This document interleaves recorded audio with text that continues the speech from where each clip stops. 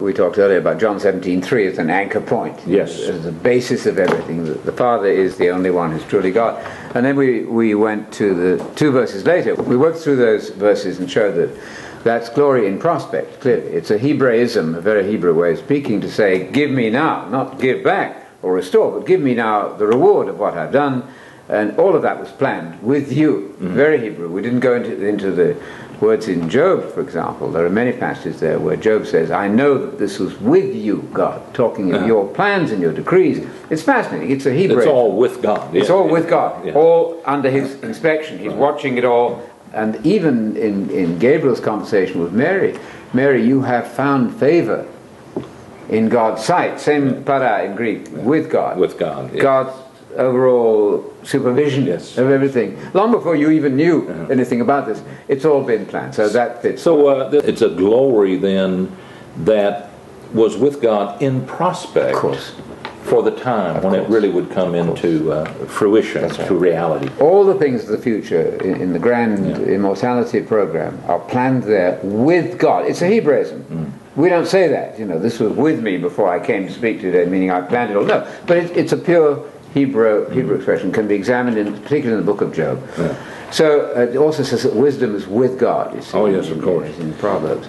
But paradoxically, and interestingly to me, Augustine, who is the very one who had to bend the text in John 17:3 to accommodate Jesus into the binitarian Trinitarian scheme, he's the one who admits that in 17:5 it's glory in prospect. It's That's not amazing. the pre-existing Son of God. It's the human Jesus who's getting the going to glory. receive this glory. Both Augustine and Calvin's theologian, I think Theodore Beza his name was, the expert Bible mind behind a lot of Calvin's work, also agreed with Augustine that there's no pre-existence of the God the Son in John 17:5, but rather glory in prospect for the human Jesus. Isn't that interesting? Wow.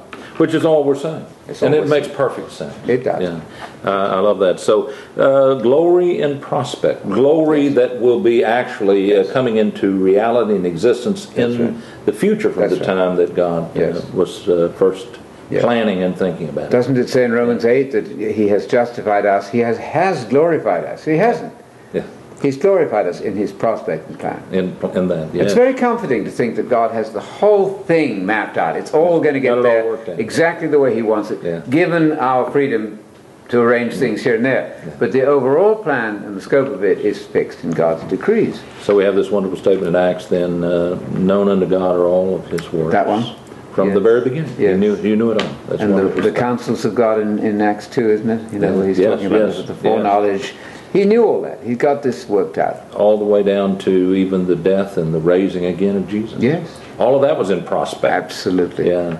Well, I think, something interesting on that point to me, Anthony, too, is that Jesus, he's looking at his own death in John 17:5, all of John 17.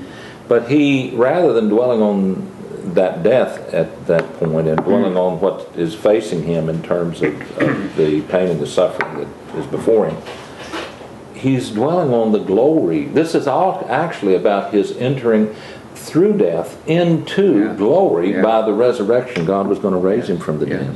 He sees it as the coming of that glory. That's right. The joy that's set before him. This is what's the same to him, isn't it? Without that grand future, the outcome, and all of that suffering is rather pointless. In fact, rather distressing. There's nothing at the end of it all.